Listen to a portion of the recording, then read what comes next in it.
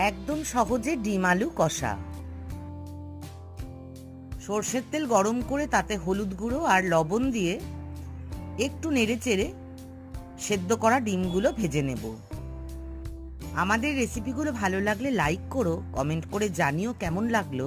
আর এই ধরনের নানা সহজ রেসিপি পেতে আমাদের চ্যানেলটাকে সাবস্ক্রাইব করে আমাদের পাশে থেকো। আমি সেদ্ধ করা আলুগুলোও দেখো ভেজে নিচ্ছি। এবার আর কিছুটা তেল দিয়ে তেলটা গরম হলে তাতে তেজপাতা দেব আর দিয়ে দেব রসুন কুচি। রসুন কুচিটা ভেজে নিয়ে দিয়ে দেব পেঁয়াজ কুচি। পরিমাণগুলো আমি সমস্ত লিখে দিলাম। পেঁয়াজ কুচিটা আমি বেশি লাল করে ভাজবো না, বেশ গোলাপি রঙের হলে আমি দিয়ে দেব কুচিয়ে রাখা টমেটোগুলো। আর যাতে টমেটো তাড়াতাড়ি গলে সামান্য লবণ দিয়ে কিছুটা ভাজা ভাজা করে আমি ঢাকা দিয়ে টমেটোটাকে একদম গলিয়ে নেব।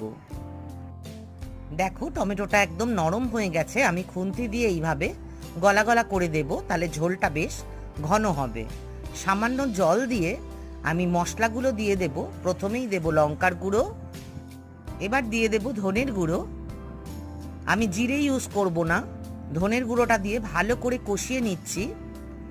যেহেতু আমি প্রথমে খুব বেশি তেল দিইনি, তাই এই জায়গায় আমি সাদা তেল 2 চামচ দিয়ে দেব।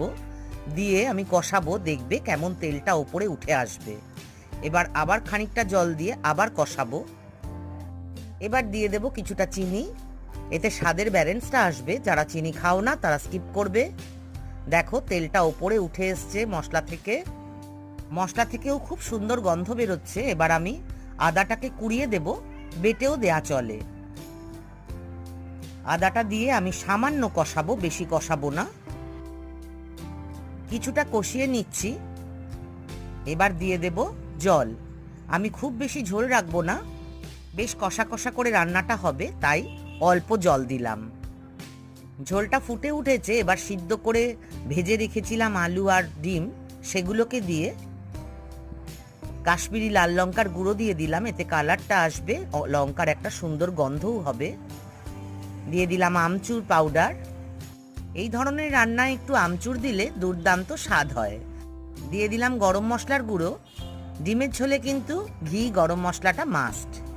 কাঁচা লঙ্কা দিয়ে দিলাম, এতেও সুন্দর গন্ধ আসবে। আর যারা ঝাল খাবে তারা খেতে পারবে। গরম ভাত, রুটি, পরোটা, লুচি, পোলাও সব কিছুর সাথে এই ডিম কষাটা দুর্দান্ত খেতে লাগে। আমি ঘি দিয়ে পরিবেশন করে দেব।